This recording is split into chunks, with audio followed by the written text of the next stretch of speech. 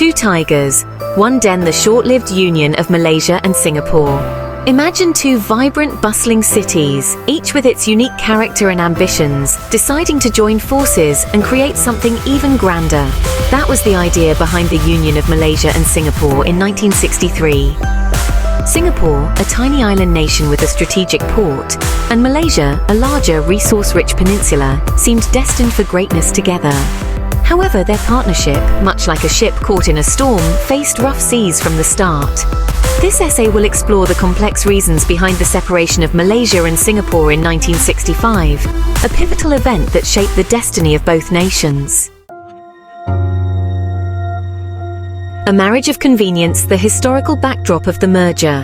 To understand the split, we need to travel back in time. The story of Malaysia and Singapore is deeply rooted in their shared colonial past, a time when both regions were under the dominion of the British Empire. This historical context is crucial to understanding the complexities of their relationship. Both Malaysia and Singapore were colonies under British rule for over a century. The British influence shaped their political, economic, and social landscapes, leaving an indelible mark on their development. The colonial era was a time of significant transformation as the British established infrastructure, trade routes, and governance systems that would later play pivotal roles in the region's futures. After World War II, the winds of change swept across the globe, and the desire for independence burned brightly in the hearts of people yearning for self-determination. The war had weakened the European colonial powers, and the call for freedom and self-governance grew louder. In Southeast Asia, this period marked the beginning of a new era, as nations sought to break free from colonial rule and chart their own destinies. Singapore, with its strategic location and bustling port, was seen as a valuable asset by both Malaysia and Britain.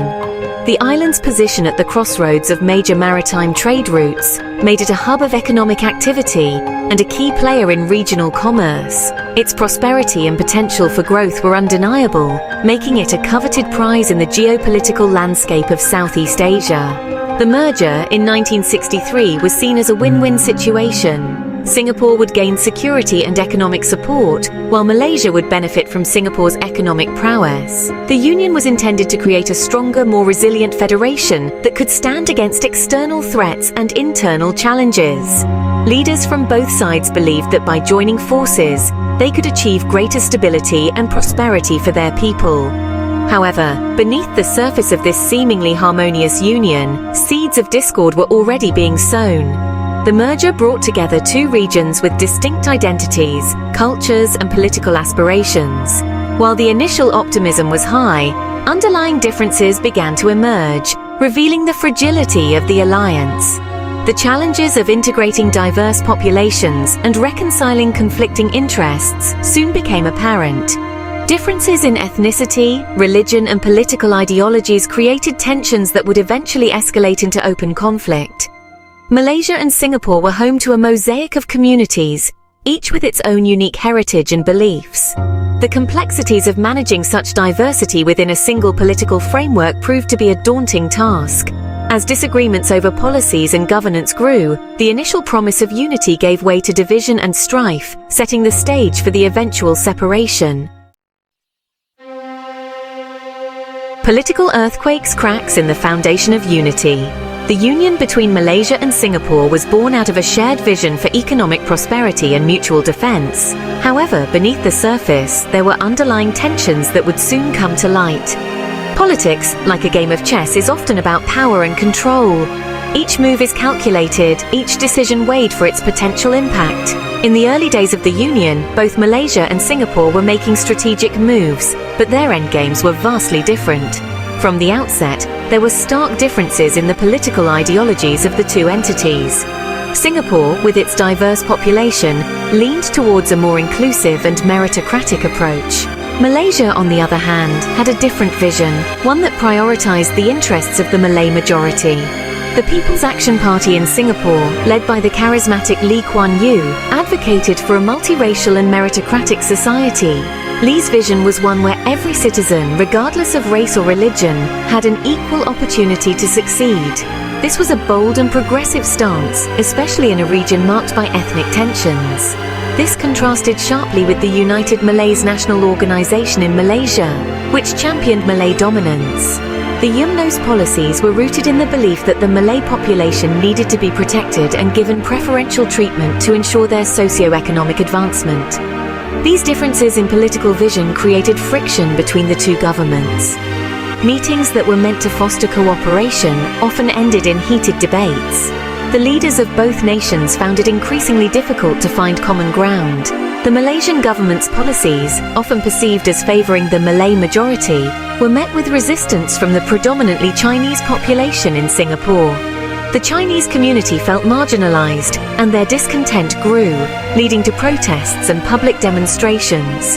This clash of ideologies, like two tectonic plates colliding, would eventually lead to political earthquakes that shook the foundations of the Union. The tremors of these political earthquakes were felt across both nations, leading to a series of events that would ultimately result in the separation of Singapore from Malaysia. The dream of a united Malaysia and Singapore was shattered, leaving behind a legacy of lessons learned and a reminder of the complexities of political unions. Beyond politics, the economic engines of Malaysia and Singapore began to sputter and strain under the weight of their differences. Singapore, with its free market policies and focus on trade and manufacturing, was rapidly transforming into a global economic hub.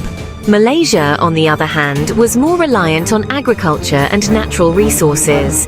This divergence in economic priorities led to disagreements over resource allocation and economic policies. Singapore's rapid economic growth, while beneficial for the Union as a whole, was perceived by some in Malaysia as a threat to their economic interests. Resentment grew, further straining the already fragile relationship between the two nations. Imagine a beautiful tapestry woven from threads of different colors and textures. Each thread, unique in its own right, contributes to the overall beauty and complexity of the design. However, the differences in their nature can sometimes cause friction, leading to knots and tangles that disrupt the harmony of the piece. In the same way, the intricate social fabric of a nation is woven from the diverse threads of its people. While diversity can be a source of strength and beauty, it can also lead to misunderstandings and conflicts when the differences are not managed with care and respect. Such was the case with Malaysia and Singapore. These two nations, though geographically close and historically intertwined, found themselves at odds due to their distinct cultural and social landscapes.